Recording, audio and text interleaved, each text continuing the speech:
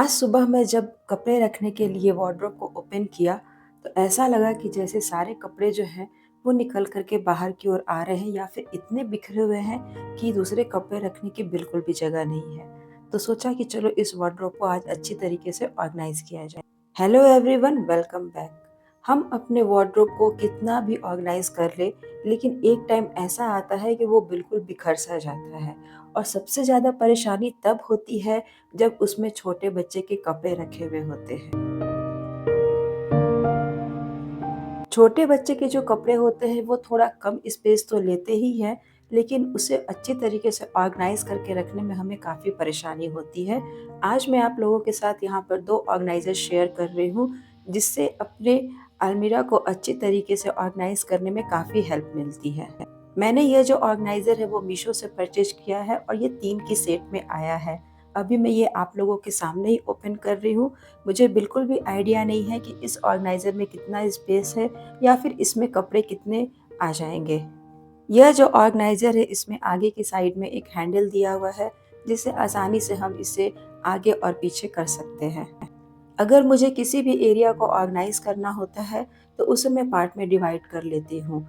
पूरा सामान एक बार निकाल कर के मैं क्लीन नहीं करती, क्योंकि इस तरह सामान भी मिक्स हो जाता है और फिर उसे अलग-अलग सेग्रीगेट करना काफ़ी मुश्किल हो जाता है। तो सबसे पहले मैं एक-एक पार्ट को यहाँ पर क्लीन करते जाऊँगी और उसके बाद ही उसे ऑर्गेनाइज करूँगी।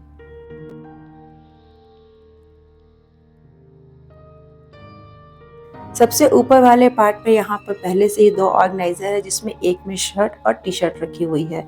इन दोनों को मैं हटा दूँगी और इसे अच्छी तरीके से क्लीन कर दूँगी। अभी हम कुछ दिनों पहले ही इंडिया से आए हैं, तो वहाँ से भी हमने बहुत सारी क्लोथ्स की परचेजिंग की है।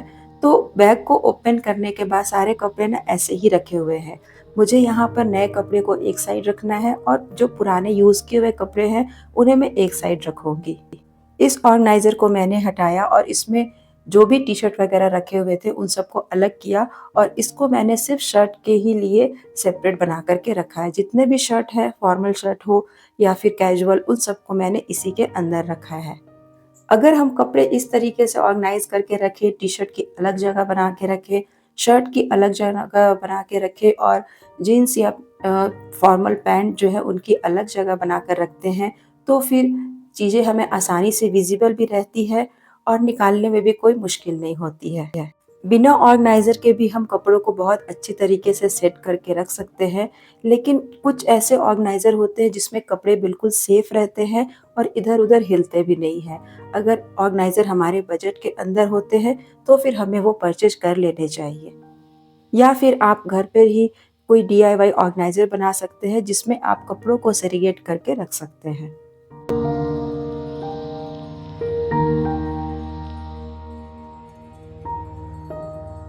दोनों पुराने वाले जो ऑर्गेनाइज़र थे उनको मैंने फिल कर दिया है। अब इस नए वाले ऑर्गेनाइज़र में मैं सारे जो नए कपड़े हैं उन सबको यहाँ पर रखूँगी।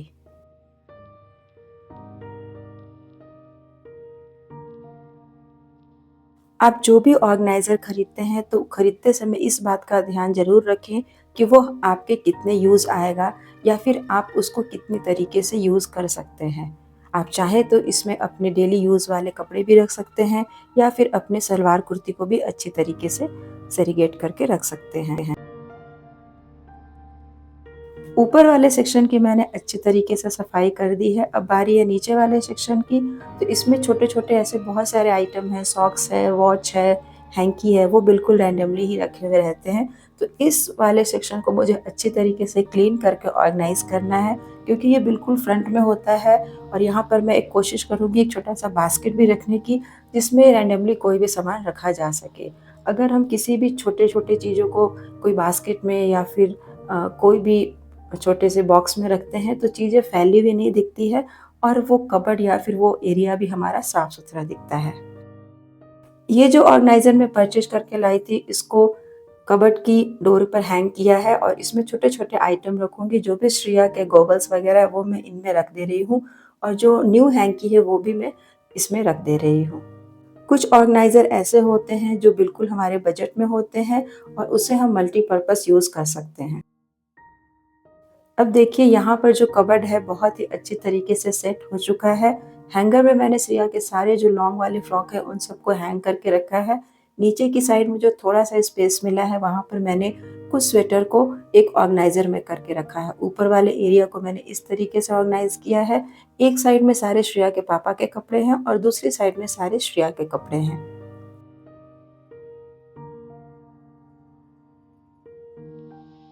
जब हम रेंटेड अपार्टमेंट में रहते हैं तो बहुत सारी चीज़ें हमें सोच समझ कर ही करनी होती है। ऑर्गेनाइज़र हम परचेज कर सकते हैं जिसे हम अपने साथ कहीं भी जाएँ तो कैरी कर सकते हैं या फिर अपने घर को ऑर्गेनाइज़ कर सकते हैं।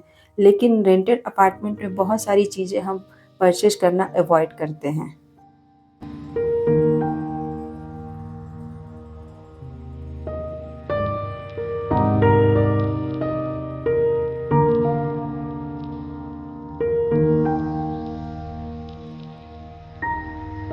तो ये रहा दोस्तों इस कबर्ड का फाइनल लुक। आई होप ये वीडियो आप लोगों के लिए हेल्पफुल रही होगी। अगर मेरी ये वीडियो कहीं से भी आप लोगों को अच्छी लगती है तो वीडियो को एक लाइक और चैनल को सब्सक्राइब करना बिल्कुल भी ना भूलें। आपके एक लाइक से मुझे बहुत मोटिवेशन मिलता है और जब आप मेरी वीडियो को बहुत सारा प्यार देते हैं तो मुझे काफ़ी खुशी भी मिलती है।